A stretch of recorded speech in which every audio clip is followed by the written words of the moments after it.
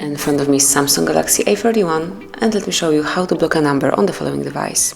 So at first you have to open the phone dialer, then tap on the more icon, select settings, and here you will notice blocked numbers. So just click here, and now you can either block all unknown colors, you can do it like this, or then unblock them the same way, or you can add some particular number to your blacklist. So you can either pick this number from recents, you can choose it from your contacts,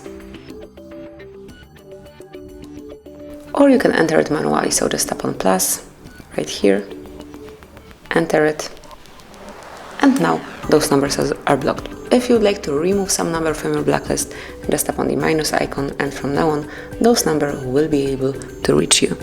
So this is it, that will be all. Thank you for watching. Please subscribe our channel and leave the thumbs up.